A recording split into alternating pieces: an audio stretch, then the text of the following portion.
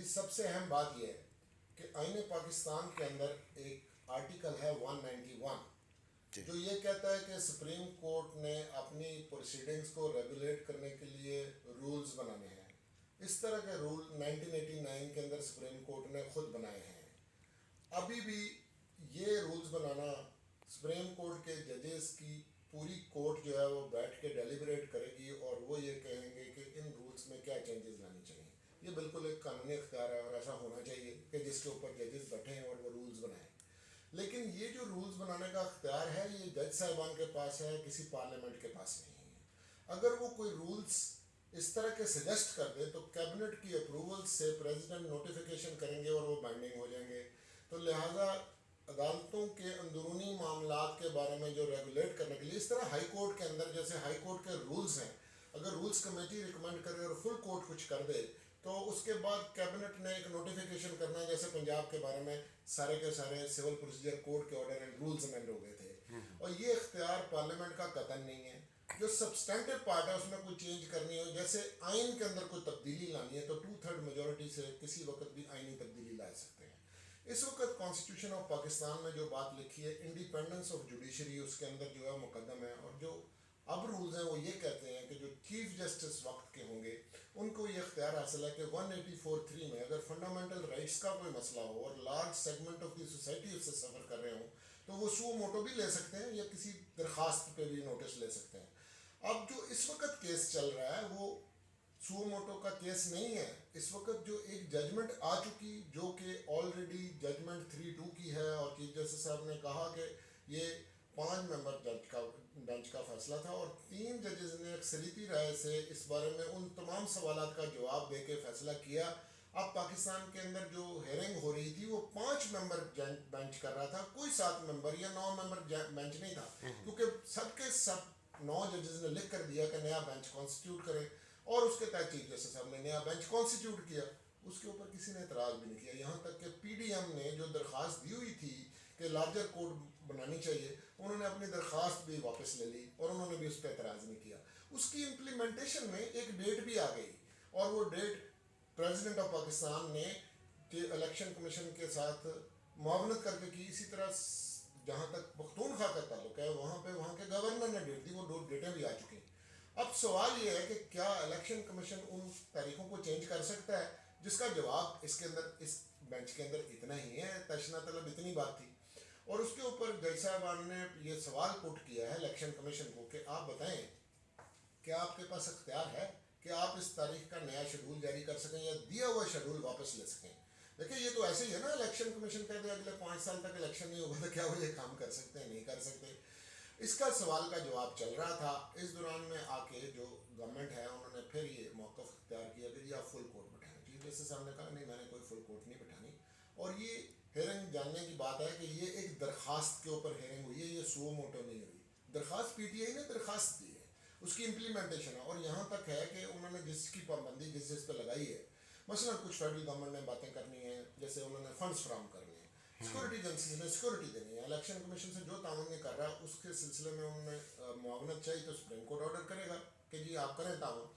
और अगर इसके बावजूद भी वो ये समझते हैं कि हमने ये इसके अंदर कोई तौसीक करानी है तो वो भी इख्तियार उनके पास तो किसी तरह है ही नहीं।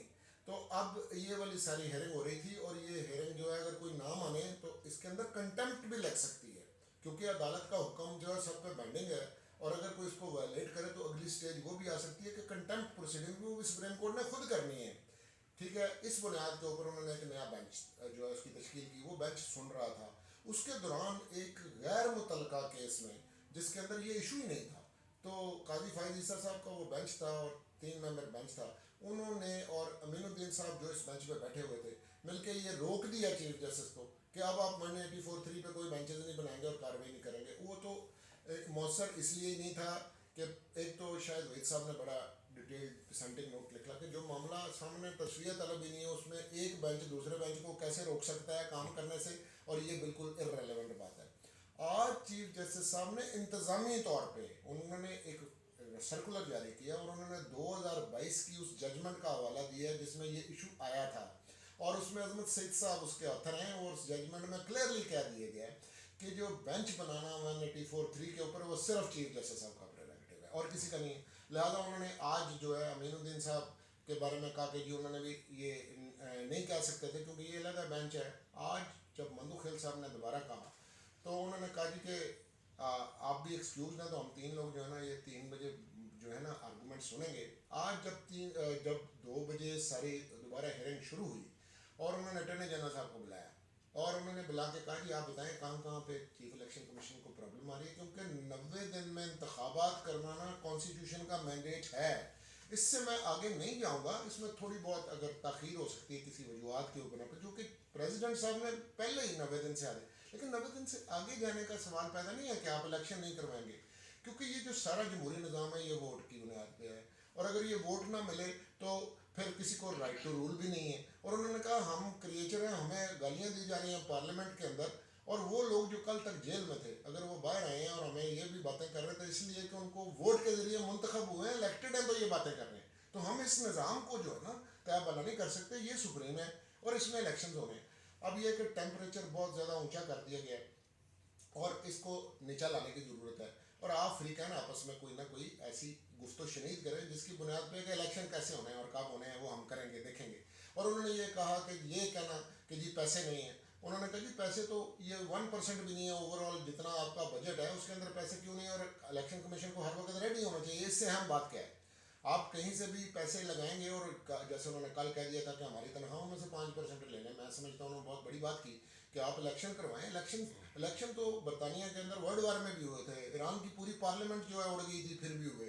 और उन्होंने कहा दहशतगर्दी की बात आज उन्होंने की, उन्होंने कहा इस मुल्क में तो दहशतगर्दी पिछले 25-30 साल से हो रही है, तो क्या इलेक्शन नहीं होंगे। बेनज़ीर भुट्टो साहब का जो मर्डर हुआ उसके बाद भी इलेक्शन हुए, उन्होंने कहा इलेक्शन तो इतनी फोकियत रखते हैं। और ये कहना कि जी फौज जो है वो बॉर्डरों पर है, तो ये बात जो आप कह रहे हैं कि इस बुनियाद के ऊपर इलेक्शन ना हो, आपको सिक्योरिटी कितनी जगहों पर चाहिए और वो इलेक्शन कमीशन से सब ताउन करेंगे, लेकिन इलेक्शन कमीशन क्या इसको वापस ले सकता है? नहीं। उन्होंने कहा अगर आप हमें अभी भी कह रहे हैं अटॉर्नी जनरल को कहा कि जी मैं पूरा कोर्ट बनाऊं, तो उन्होंने कहा जी ये मेरा प्रेरोगेटिव है, मैं नहीं बनाऊंगा, जज साहब को जितने चाहूँ मैं रखूँ। लेकिन एक बात मैं बताऊँ कि मुझे बड़ा दुख होता है कि हमारी जो इन हाउस बातें हैं उसके ऊपर प्रेस कॉन्फ्रेंसें की गई हैं और मेरे इदारे को जो है ना मलाइन करने की कोशिश की गई है। उन्होंने तो ये भी कोशिश की है जैसे हम घरों में चले गए तो वापस अदालत तक भी नहीं आएंगे। उन्होंने कहा ये जो मुज़ाहिर नकवी साहब को मैंने बेंच पे रखा था उसकी भी एक वजह थी कि किसी के ऊपर टेप का इल्ज़ाम लगा देना और इस बुनियाद के ऊपर आप जो है कहें कि मैं जी अपने जज साहब को निकाल दूँ। उन्होंने कहा जी ऐसे नहीं है, सिर्फ महज इल्ज़ाम नहीं होते, ये हमारा अपना हाउस है और उसका तरीका। उन्होंने कहा इवन काजी फाइज इस्सा साहब उनके खिलाफ भी जो रेफरेंस समझता हूँ मैं, उन्होंने भी तो 2 साल फिर सजाई काटी है कि उनके खिलाफ रेफरेंस चलता रहा। उन्होंने कहा ऐसे अदारों के अंदर मुदाखलत करके तो इधर उधर नहीं किया जा सकता। मैं जितनी देर तक चीफ जस्टिस हूँ मेरे पास पूरा इख्तियार है कि बेंच मैं बनाऊंगा, ये मेरा प्रेरोगेटिव है, मैं किसी को ये इख्तियार नहीं देता, कोई भी मेरे से ये इख्तियार जो नहीं ले सकता, मैं इसे एक्सरसाइज करना होता है। वक्त के कोई रूल्स हैं अमेंड हो जाएंगे तो तब की बात है, मैं चीफ जस्टिस हूँ और मैं इस तरह का बेइख्तियार चीफ जस्टिस नहीं हूँ। उन्होंने कहा कि मेरी तो अफसोस की बात है कि हमें मिलान किया जाता है तो हम तो जवाब भी नहीं दे सकते। उन्होंने कहा मेरे जो जज साहब है ना बड़े काबिल जज साहब है ना, उन्होंने कहा जो मेरे से इख्तलाफ करते हैं वो भी काबिल जज साहब हैं, जो मेरे साथ बैठे हैं ये भी काबिल है, और इवन जो नए जूनियर जजेज हैं उन्होंने कहा जस्टिस शाहिद वहीद साहब की आप कारकर्दगी देखें, आप आयशा मलिक के ज़रा फैसले पढ़ के देखें। हमारे पास इस वक्त बेस्ट पॉसिबल जो पिछले 20 सालों में सुप्रीम कोर्ट है वो आई हुई है, वो काम कर रही है। ये हमारे अंदरूनी मामला है, अंदरूनी मामला में मदाखलत आप नहीं कर सकते और ये वाली लैंग्वेज इस्तेमाल नहीं कर सकते। उन्होंने कहा कि ये कोई अच्छी बात नहीं है, आप आपस में, और उसके ऊपर पीटीआईस ने फिर एक उनको अंडरटेकिंग दी है और उन्होंने कहा कि हम ये कहते हैं कि हम इस टेम्परेचर को डाउन लाएंगे, हम मुज़ाकरात करने के लिए तैयार हैं, इनसे बात करने के लिए तैयार हैं।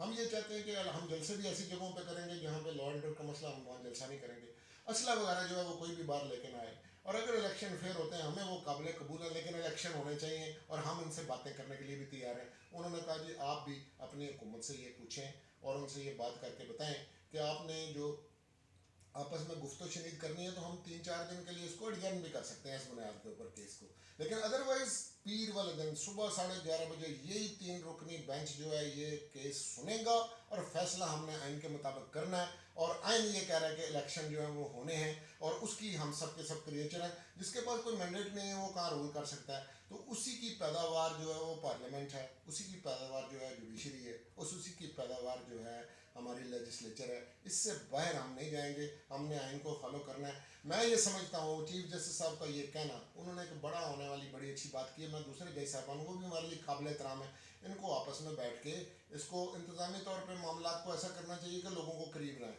प्रेसिडेंट साहब का भी अपना रोल है, मैं समझता हूँ बाकी सबके, और पार्लियामेंटेरियंस भी, आज की हुकूमत कल की अपोजिशन होती है तो उनको चाहिए कि जमहूरियत चलने दें। और ये मामला जो है ये आफ्टर ऑल इलेक्शन होना है, और पाकिस्तान के लोगों को राइट डिनाइल नहीं किया जा सकता। ये मुल्क भी वोट से बना था।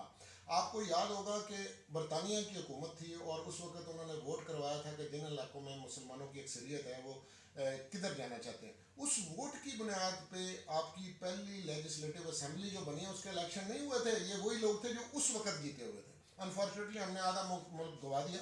वज़ीर आज़म जो बंगाल के बने थे वो हुसैन शेख सोहरावर्दी थे, और कायद आज़म के गवर्नर जनरल उससे बने थे, और वो कॉन्स्टिट्यूंट असेंबली 1956 के आइन तक चलती रही जिसने नया बनाया।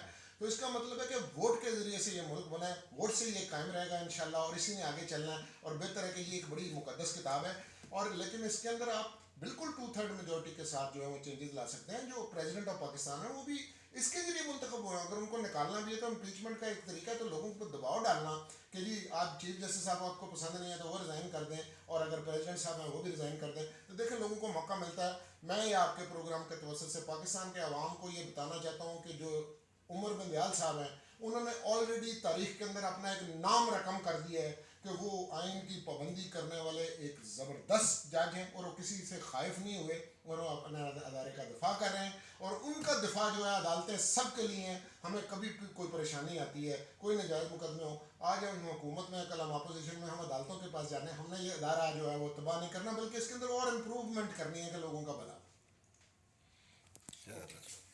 ठीक है।